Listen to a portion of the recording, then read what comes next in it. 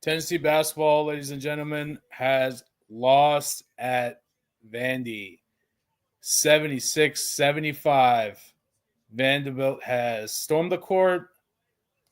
I feel sick right now. I don't really know what to say at this point.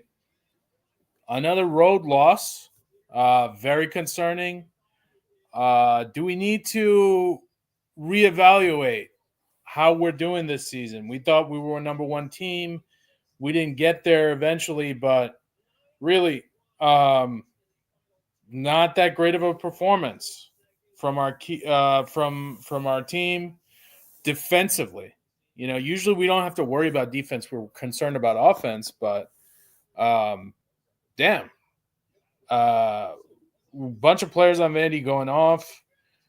Edwards, Hogard, Nickel, Carey, all Vandy players that have been really torching us in this game.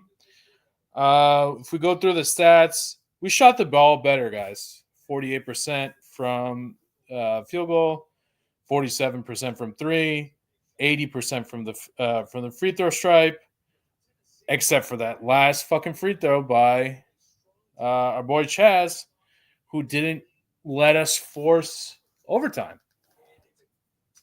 I don't really know what to say. It's really bad here in Tennessee. We lose the battle for the state. Concerning, guys. I thought we were so close to coming back. We saw in the first half that we had that scoring drought, and then Vandy had that scoring drought basically from 2:46 onwards in the game.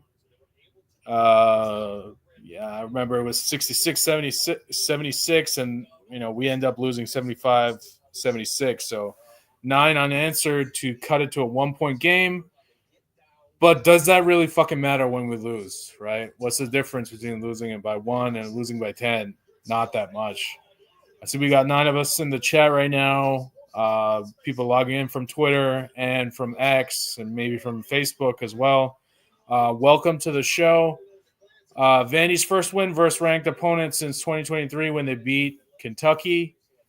They stormed the court on us, guys. This was supposed to be an easy win. Vegas had us favored by 5.5 points. We didn't cover the game. We didn't fucking win the game. So concerning stuff. Any thoughts out there from the audience? Let us know. Feel free to comment on whatever platform you're on, but goddamn, it is not good to be a Tennessee Vol right now. Very concerned with how we're playing. But what I will say is we're not beating any teams with good post players, good forwards. I think at this point, when our top rebounder has, what did he have? Okay, Milicic 5 rebounds, Meshack 5 rebounds. That's it. One thing I will say is Ziegler played a hell of a game today. Kyle G, no one is safe in the SEC this year. Every game will be a battle. Shout out to Kyle. Goddamn. Yeah, that's right, man. Very difficult place to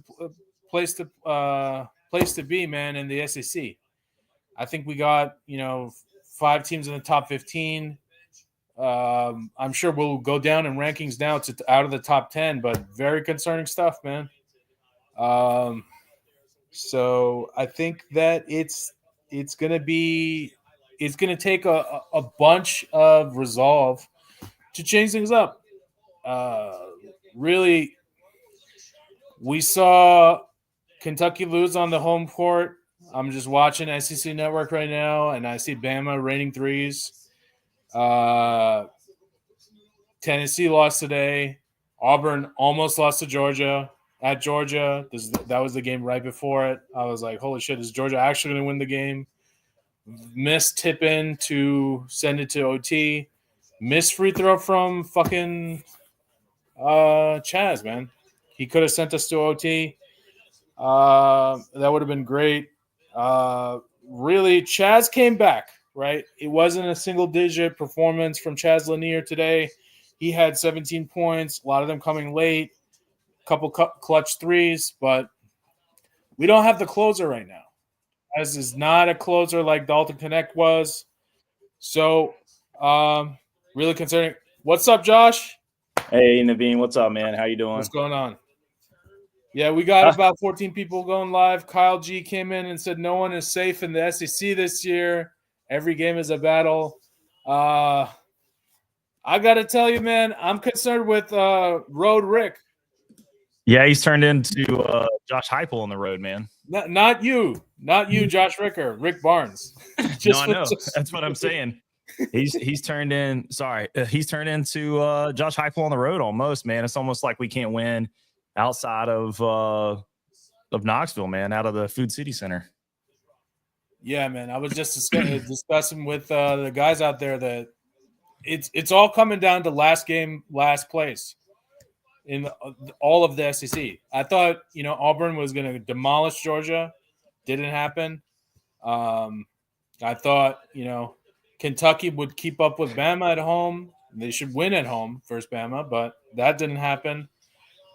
And Tennessee, very disappointing. I noticed a lot of scoring droughts in this game on both sides, and I noticed the third host on the screen.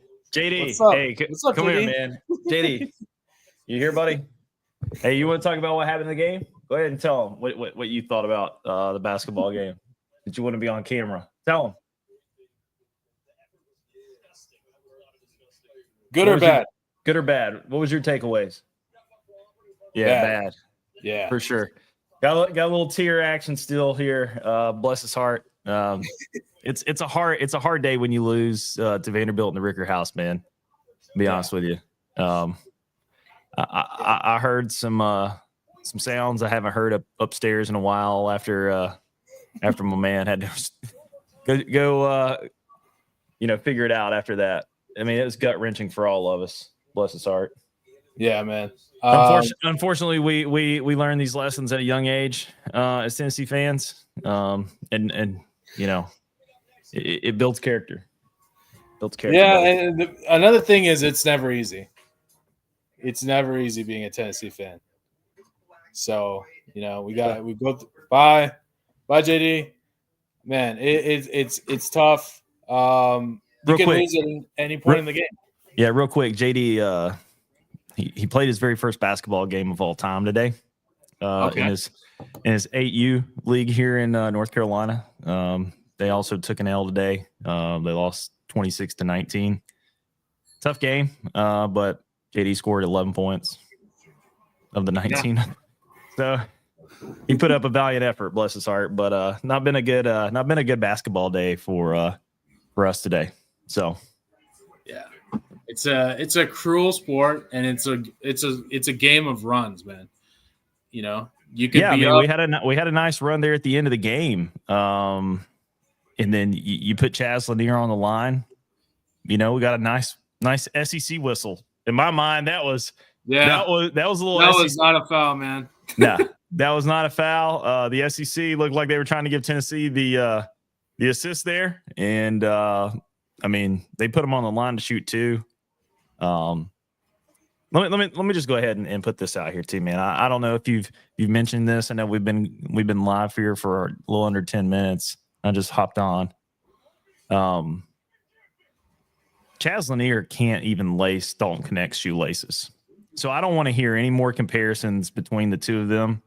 The best player that Tennessee has on the roster right now is Zakai Ziegler. By far, and it is probably followed up in a close second by Jordan Gainey. Milicic, I don't know where he went after Christmas break. He's been really non-existent.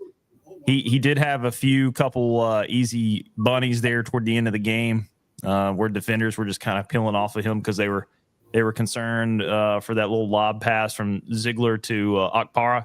But overall, I would argue that we have one solid player, and when he went out in foul trouble there in the first half, that kind of sealed Tennessee's fate. Yeah, man. I think that Ziegler was the one guy that showed some heart. He seemed like the only guy that wanted to win, and that makes a huge difference. It's very tough to come into these road environments and win. Since we're no longer a football conference, we're a basketball conference now. So, Jesus, man, it's tough. I was supposed to say, what happened to me, man? I was like, where'd my face go? But anyway, yeah, dude. SEC. I mean, they're just cannibalizing each other throughout the year.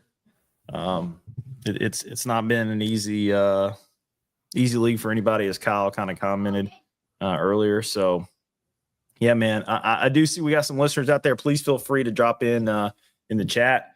What was your key takeaways from today's game? And it doesn't get any better for us, right? So not only do we have this game to kind of reflect on, and then, you look forward, we have a midweek game against Mississippi State, and then we play Auburn. So there's no rest out here for us. And, Auburn doesn't have a midweek game this week. Talking about SEC, I think that was great scheduling by the league to make sure that Auburn didn't have a midweek conference game going into the Tennessee game. So yeah, plenty of time to prepare for us. I don't know that you would need a lot based off what I've seen out of the last few games, starting with the Florida loss. You shook back a little bit against Texas. I think we can all understand that and agree that Texas is not a very good basketball team.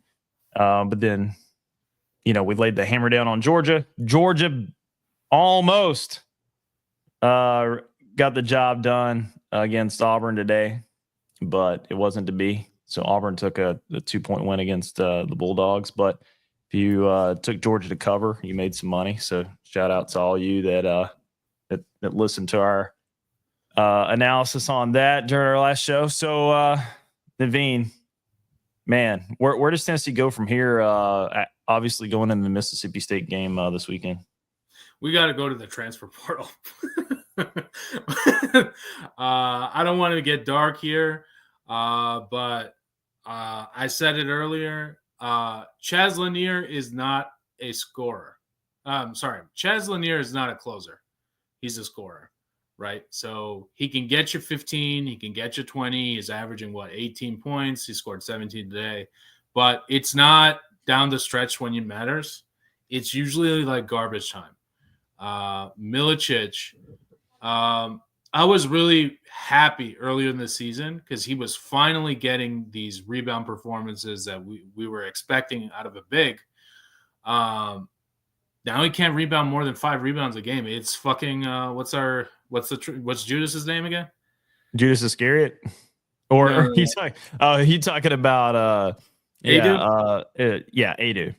Yeah, so he's turning into Adu real quick. I don't know what else to say about him. My biggest concern, Josh, is we cannot play against size at all. We don't have any. We don't have any size, and if we're asked to defend against size, it's not good. We can't give up 75 points a game. Like, we average low 70s. We cannot give up 75. We were talking a couple days ago with Andy. What's the key? About 30 points a game, 30 points a half. If you give it up, giving up 60 points is where we'd like to be. If we want to cover spreads, if we want to beat people safely. We gotta get back into it. Yeah, man, the transfer portal is huge. We definitely got to do some work in the offseason, especially when we lose Zakai. That he's basically been the DNA of this program for the last 4 years. But yeah, man, it's been pretty rough. So just watching us trying to compete against any type of bigs, and then just having no no presence down low. I mean, it's just been a staple of Tennessee since Grant Williams left, honestly. Yeah, and he's not that big. He's what, 6'5"? Yeah, I know, right? Grant really shouldn't have been playing the position that he played in college, but that's Barnes ball for you, man. Yeah. Let me get working on this interconnection. I'll join you back up, but stick with the fans and let them know what's our path forward. All right. So Naveen's got to drop real quick, guys. So feel free now if you have any comments or questions about today's game, just feel free to throw them in the chat. Again, at that, I don't know, the 6-minute mark left in the first half, you when Zakai picked up his second foul, you knew that Rick Barnes was going to do what he typically does and send the guy to the bench. And that kind of sealed our fate, man. I don't know that Rick is going to be able to stick to that. And I think he's going to just start trusting some guys to remain in the game a little bit longer because we just don't have the depth. We had Christian Carr or Cam Carr, my bad. Cameron Carr, he bounced, right before Christmas, which affected our depth. Bishop Boswell got a lot of playing time today. Compared to what he normally gets. And we saw how terrible that went. Bishop Boswell, I don't even know how he's on our team. Like he just doesn't look like a Division I athlete. And I'm not here to pile on the guy, but I mean, he just looks lost, scared, timid, just all the things that you can describe someone as a bad basketball player. Feel free to add those to the superlatives of Bishop Boswell, man. It was just bad. You kind of gotta, snap and clear. I think the conversation with Tennessee being a 1 seed should be put to bed too. I think we're probably a solid 3 or I'd say probably 3 seed at this point because I don't think we're going to leave SEC play without at least 7 or 8 losses. Yeah, dude. Don't be surprised if we're on bubbles. Like with 7 or 8 losses, we were talking about it. 6 gets you in, right? 5 or 6, that's fine in the SEC for how difficult of a conference it is. 7 and 8, you're asking for love from the committee, and we all know that Tennessee doesn't get as much love as these other teams. I just want to quote Shannon Sharp here. We don't need some puppies. We need some big dogs. We need some big dogs, man. And that's going to be our problem. I don't think we're better than Bama. I don't think we're better than Auburn. I don't think we're better than Florida. So where does that leave us? 4th or 5th in the conference? I mean, we're losing to Vanderbilt, man. Like I know it was a 1-point loss on the road. But I mean, if you look at Tennessee's schedule, when you lay it out, when you, I guess, bake in the wins or bake in the losses, a loss to Vanderbilt was not baked into any of those in any record that you really look for Tennessee this season. Yeah, losing to Auburn, losing to Alabama, maybe splitting with Kentucky, that Florida series, splitting those two, I could see that. And when you total those up, that's about 5.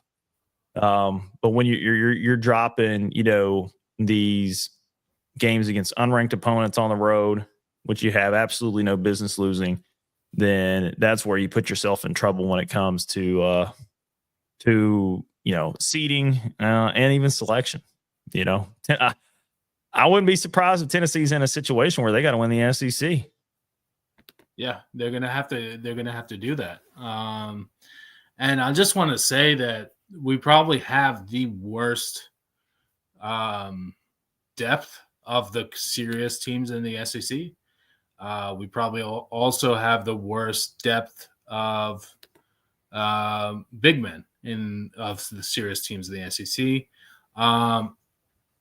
It's not getting easier. We got Mississippi State, who's ranked. Luckily for us, that's at home, but we travel to Auburn. Then we got to host Kentucky and Florida and Missouri. We go on the road to Oklahoma. After that, we got to go to Kentucky. We got to play Vandy again. We got on the road to A&M and LSU. And to close out the season, we got Bama, Ole Miss, and South Carolina. Like, if we play like we played today, we're gonna lose half those games. So, yeah, I mean, somebody coming into this game, that I thought would really help us, when we're talking about bigs, is Cade Phillips. Cade Phillips had 1 rebound, 1 assist, and 0 points. And I know he's battling through his shoulder injury or whatever, but I mean, our bigs combined for 3 points, man. Outside of Felix Akpar, right? So like our role players down low, with Darlin Stone Dubar and Cade Phillips. I mean, they both combined for 3 points. I mean, Milicic, he's got like a sneaky 16-point performance. Zakai Ziegler 16, Chaz Lanier 17, and then like I said, Felix was 16. But your bench gives you, let's see, 10 points. You got 10 bench points. We got to get a little bit more production. So again, we're talking about our depth and where we're struggling with, our role players, and we're just not getting any type. And that stat line from Bishop Boswell, just goose eggs all the way across. Yeah. One thing I noticed is second chance points. I think it's something like 20 to 12 or so. Really concerning. That means you're losing the offensive rebound battle and the defensive rebound battle. And you're not playing defense a second time. So with people missing so many shots, you got to make sure that you close out possessions. And this is not usually how we lose. So it's concerning, right? We were especially with like a defensive performance like that. Like that's not a characteristic, Rick Barnes coached team. I mean, you look at the total rebounds. I think the difference was 3. Advantage on Vanderbilt with that. We shot the ball better from 3 and overall field goal percentage, and we got 2 more free throws. Than they did. We were 17 for 21. They were 16 for 19. So turnovers were both at 9 apiece. And, it just boiled down to your point. It just looked like a lot of people didn't want to be there. Are these guys too rich? Maybe that's what it is. Maybe that's what it is. That's kind of what I see, I don't see a lot of diving for the ball. I don't see a lot of other stuff going on. Let him talk. But yeah, this is just not the best performance. JD, thoughts? JD, go ahead. Your thoughts about the game. Go ahead. I think they had to shoot the ball better, and I think they had to I think they had to pass better, and think the ball was just not very good for they weren't playing good ball. Gotcha. Yeah, I feel like the ball was stuck, to your point. Like, it wasn't moving around well. It didn't look fluid. So it was a lot of folks standing around. It was just standing around watching the ball. So saw a lot of that. Good point, JD. Anything else, buddy? No. All right. What are we going to beat Mississippi State and Auburn next week? No. Pessimism sitting in, huh? Well, I don't think Auburn. Why not? Why not Auburn? Because Janai Broom might be back. Oh, that's a good point. I don't think he will be. I don't know if he'll be back for the Tennessee game, but we'll see. Mm-hmm. All right. When did you tell him go Vols? Go Vols. All right, man. Go Vols, JD. Thank you. Special correspondent, JD Ricker. He's saying bye. Bye. It's a family show, I guess, tonight. I typically try to keep him out here, but he just barged in. He's got a lot to say. Again, it's a significant emotional event anytime Tennessee loses to Vanderbilt in his house. My wife, obviously, she's a Tennessee grad, and she's not very happy either right now. So tough times this evening for all of us. Yeah, man. So where do we go from here? What's if you're Rick Barnes, what are you saying to the team now? What any changes you're making? What do you think we need to do? Well, I kind of talked about it a little bit earlier. I think that Rick Barnes has got to give a little bit more thought to keeping people in the game when they pick up 2 fouls, especially if the person is the Kai Ziegler. We really have to, I think, trust our more experienced players to not put themselves in that position to pick up a third there. I think you really have to feel the game out. You know what I'm saying? Like, if you could go back in time, I bet Rick Barnes is saying, man, I wish I would have taken him out. Because when he took him out, changed the entire complexion of the game. In the first half? About the 6-minute mark in the first half. Yeah, that's when we had our scoring drought too. Mm-hmm. I remember we had like 4 or 5 minute scoring drought. We were the beneficiaries of a Vandy scoring drought to end the game. But hey, when they needed to make the defensive stop, they did. They fucking smoked Chaz. Got the rebound. I don't want to give them too much credit because I don't think that they're better than us, but yeah, for that 60 minute or 40 minutes of basketball, they were. We've got to stop fouling 3-point shooters. We could probably start there. We've done that really bad. I think I wouldn't say all year, but it's really stuck out to me since prior to the Florida game. Quite a few incidents of fouling 3-point shooter, man, and that was some of the things that kind of changed some momentum tonight in that game against Vanderbilt. Just giving them the opportunity to take 4-point plays or three free throws from the line. So, especially, when they're a good free throw shooting team and they shot over 80% tonight from the line. So you're just giving them free points at that point. You know what I mean? Yeah, man.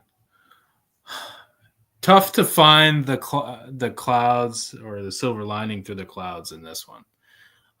Usually, I will say, other than Ziegler's performance, very uninspiring basketball.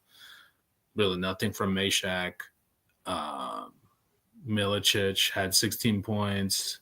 But the main thing is I don't trust anybody but Ziegler. Maybe Gainey, and that's a big maybe. But this is not the same team as last year or better, right? So we need to make sure that, how do we get someone else that can give us 10 points? How do you make someone else get us more than 5 rebounds? That's what I'm really pissed off about. That's the thing. And to your point here, man, it's like we can't continue to think we're going to win at a high level in this league with continuously going on these 10-minute stretches without scoring. Yeah. Change it up. Get fouled. Do something. Yeah, I mean, just take it to the rim, dude. Like, it's just bad basketball. Steph Curry effect. These guys. Well, they're not even doing that, man. Think about how many times we've had shot clock violations. I mean, it's literally just stagnant offense. Nobody's cutting. Nobody's moving. We try to do those pin downs and try to get Chaz to come off, but Chaz, for the most part, has pissed Barnes off for the last couple of games, and he's taken him out of the game and set him on the bench.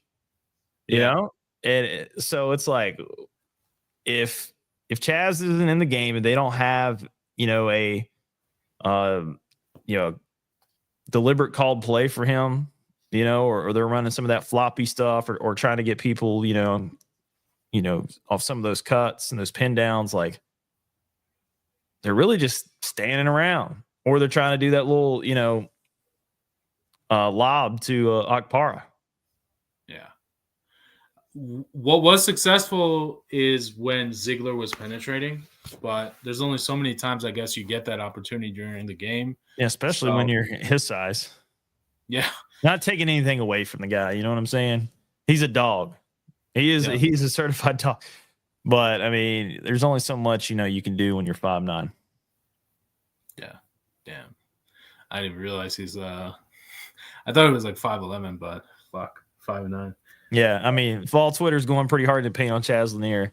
I think, my first point in the show, don't ever compare him to Dalton Connect ever again. Don't ever do that. You just didn't have to worry about Dalton Connect. Like, is he ready for the game? Is his head Dalton Connect would have made both of those free throws. Right. I mean, Ziegler would have made him, right? So that's another thing too. It's like, okay, dude, where are you when it counts? Because that's when we need you. 17 points, leading scorer on the team, but very unfulfilling game from him. Yeah. There's a little bit of scuttle on X as well about they're at the end off of that missed free throw and then like the tip out on the rebound that there should have been about 0.6 seconds left on the clock. Looks like Vanderbilt player was touching the ball, foot clearly out of bounds. Should have been Tennessee ball with about 0.6 left to give another heave there at the end. Yeah, so, I mean, but you can't put yourself in that position, man. Not against Vanderbilt. Yeah, home crowd, home refs. You can't expect to get that call, and the main thing is you shouldn't need that, right? You shouldn't need the fucking 0.6 seconds. No, versus Vandy. Like, this is a game we should have won by 10 plus points, and we lost. So yeah. Because I mean, if you think about it, I mean, they hired the guy from James Madison there to replace Stackhouse that had been there for a long time. And most of the guys that are on Vandy's team are former JMU players. So you're losing to a team basically made up of kids that were playing at James Madison. With the one exception is I think there was one holdover from the Stackhouse squad from last year. But yeah, they hit the portal. They got two or three guys out of there, and the rest of them are from James Madison. Right. So, I mean, not much more I can tell you, Josh. I feel real shitty. We're stringing together across all these sports. We're stringing together embarrassing performances on the road. It's not something I want to be want to happen very often. Obviously, you can't play every game at home. If we did, we'd be undefeated. but that's not the reality of how things go. And every game is on the road in the tournament, right? Or a neutral site or on the road. So if you expect, a sea of orange, it's not going to be there every time. Definitely more Vanderbilt fans than usual. Usually it's 50-50 Tennessee Vandy at least, if not more. Yeah. They showed up, they stormed the court, and I just don't want to see any more court stormings, man. I don't want to have to bring the umbrella on the road. I don't want to see this shit, dude. Oh man. So I guess Josh, what we'll do is unless there's any other points you have, we can catch up with the rest of our viewers for Mississippi State. Was Tuesday. And then, midweek game against Mississippi State. Hopefully the Vols bounce back. I don't know what they take away from this Vanderbilt loss. I think if it was me, the Florida loss would have been enough to kind of shake me back out of whatever I had going on. But it's a long season, man. And as Kyle said at the beginning of the show, man, nobody's safe. This is a very deep conference. I know the guys fought back really hard. I mean, they were down a big hole there in the second half to cut it to where they were in a position to tie it and send it to overtime. But geez, man, it's Vandy. You gotta You got to be able to go and take care. Like, you got to make the routine things routine, and beating Vanderbilt on the road, that's kind of a routine thing. But I will say we did this 2 years ago, did the same thing. I think we were number 6 at the time as well. Went to Nashville, lost, and then, kind of bounced back and had a good year. But hopefully with these regular season, like, letdowns, maybe we're not peaking at the wrong time.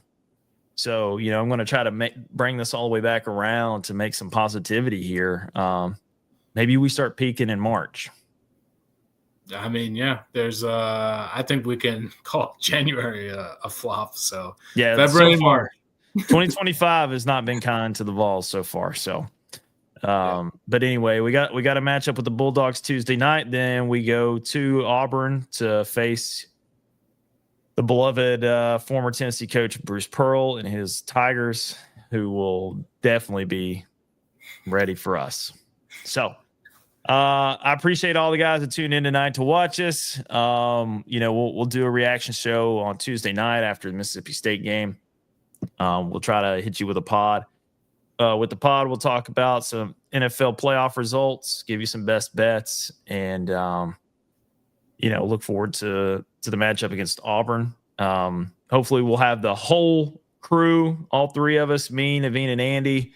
Life's been coming at us fast, whether we've all been, covered up with work or some of us have been sick. Shout out to Andy. I know he's been nursing a sickness there for a few days, almost a week now. But yeah, hey, y'all be safe out there. There's a big inauguration happening a couple days, so it might get crazy next week. We're here for it to talk about the sports stuff. But for Locky Top Sports and the bummed Vols of the world, I am Josh. He's Naveen. We love you. We'll see you Tuesday night. Go Vols. Let's bounce back. All right, go Vols, guys.